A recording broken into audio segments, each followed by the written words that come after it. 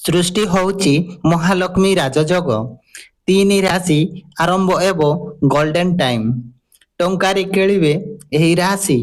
ଜ୍ୟୋତିଷ ଶାସ୍ତ୍ର ଅନୁସାରେ ସମୟ ସମୟରେ ସେମାନଙ୍କର ଗତି ପରିବର୍ତ୍ତନ କରନ୍ତି। କେତେକ ସମୟରେ ଏହି ଗ୍ରହଗୁଡ଼ିକୁ ଅନ୍ୟ ଗ୍ରହଙ୍କ ସହିତ ମିଶି ସମାନ ରାଶିର ଏକ ସଂଯୋଗ ସୃଷ୍ଟି କରନ୍ତି। ଚନ୍ଦ୍ର ଏବଂ ମଙ୍ଗଳ ମଧ୍ୟରେ ଏହିପରି ବିଶେଷ ସଂଯୋଗ ଘଟିବାକୁ ଯାଉଅଛି, ଯାହା ମହାଲକ୍ଷ୍ମୀ ରାଜଯୋଗ ସୃଷ୍ଟି କରିବ।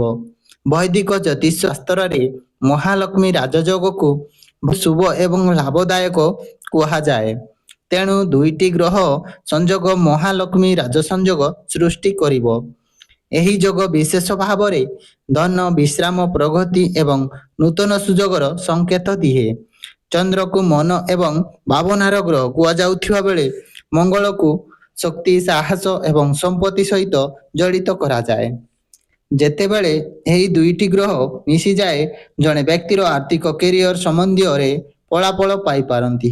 ତେଣୁ ଆସନ୍ତୁ ଜାଣିବା ମହାଲକ୍ଷ୍ମୀ ରାଜଯୋଗ ଦ୍ୱାରା କେଉଁ ରାଶିର ଲୋକମାନେ ଲାଭବାନ ହେବେ। ମେଷ ରାଶି। ମେଷ ରାଶିର ବ୍ୟକ୍ତିବିଶେଷଙ୍କ ପାଇଁ ଏହି ସମୟ ବହୁତ ଲାଭଦାୟକ ରହିବ। ଏହି ରାଶିର ବ୍ୟକ୍ତିଙ୍କୁ ଆୟ ବୃଦ୍ଧି ହେବାର ସଂକେତ ଅଛି। ଅଧାରେ ଅଟକିଥିବା କାମ ସମାପ୍ତ ହୋଇପାରେ।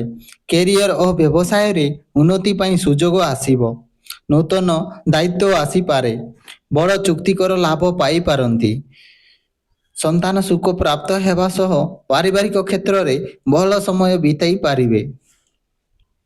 କର୍କଟ ରାଶି। କର୍କଟର ଲୋକଙ୍କ ପାଇଁ ଆର୍ଥିକ ସ୍ଥିତି ମଧ୍ୟ ସୁଦୃଢ଼ କରିପାରେ। ଉପରିକ ଅଧିକାରୀଙ୍କ ସହ ସମର୍ଥନ ସହିତ କାମ ଏବଂ ବ୍ୟବସାୟରେ ନୂତନ ସୁଯୋଗ ଆପଣଙ୍କ ପାଇଁ ଅପେକ୍ଷା କରିଅଛି। ଆର୍ଥିକ ଲାଭ ହେବାର ସମ୍ଭାବନା ଅଛି ଏବଂ ସଞ୍ଚୟ ବୃଦ୍ଧି ପାଇବ। ପରିବାର ସହିତ ଜଡ଼ିତ ଭଲ ଖବର ପାଇପାରନ୍ତି।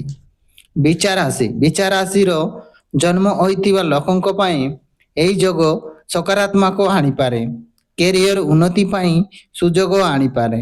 କାର୍ଯ୍ୟକ୍ଷେତ୍ରରେ ପ୍ରତିଷ୍ଠା ବଢ଼ିବ। ସମ୍ମାନ ବୃଦ୍ଧି ପାଇବା ସହିତ ଆପଣଙ୍କୁ ନୂତନ ଦାୟିତ୍ୱ ମିଳିପାରେ। ଆର୍ଥିକ ସ୍ଥିତି ମଧ୍ୟ ଉନ୍ନତି ହୋଇପାରେ।